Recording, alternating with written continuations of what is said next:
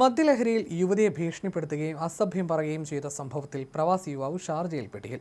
Arab സ്വദേശിയെയാണ് Sharjah police arrest ചെയ്തിരിക്കുന്നത്. വർഷങ്ങളായി മദ്യപിക്കുന്ന സ്വഭാവമുള്ള പ്രതി സംഭവ ദിവസം നിയന്ത്രണം വിട്ട് യുവതിയെ ആക്രമിക്കാൻ മുതിരുകയായിരുന്നുവെന്നാണ് കേസ്. സംഭവ ദിവസം ഇവർ തമ്മിലുണ്ടായ വാക്കുതർക്കമാണ് ഒടുവിൽ വധഭീഷണിയിൽ കലാശിച്ചത്. കേസിലെ വിധി ഷാർജ മിസ്ഡെമീനർ കോടതി മാർച്ച് 9 പ്രഖ്യാപിക്കും. ഒരു അറബ് പൗരനായ പ്രതി താൻ മദ്യപിക്കുകയും യുവതിയെ ഭീഷണിപ്പെടുത്തുകയും ചെയ്തതായി കോടതിയിൽ സമ്മതിച്ചിരുന്നു. അൽ ഖലീജ് പത്രത്തിന്റെ റിപ്പോർട്ട് അനുസരിച്ച് യുവതിയുടെ സുരക്ഷയ്ക്ക് ഭീഷണി ഉയർത്തിക്കൊണ്ട് വാക്കാൽ അധിക്ഷേപിക്കുകയും കൊല്ലുമെന്ന് ഭീഷണിപ്പെടുത്തുകയും ചെയ്തു എന്നതാണ് പ്രതിക്കെതിരെയുള്ള ആരോപണം.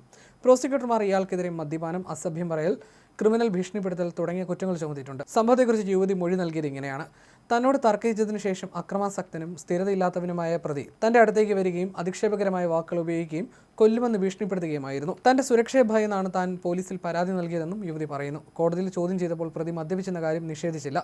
കുറ്റങ്ങളെക്കുറിച്ച് ചോദിച്ചപ്പോൾ മദ്യലഹരിയിലായിരുന്നതിനാൽ തന്റെ പെരുമാറ്റത്തെക്കുറിച്ച് പൂർണ്ണമായി ബോധവാനായിരുന്നില്ലെന്ന് പറഞ്ഞ പ്രതി മദ്യപിച്ചതും യുവതിയെ ഭീഷണിപ്പെടുത്തിയതും സമ്മതിച്ചു.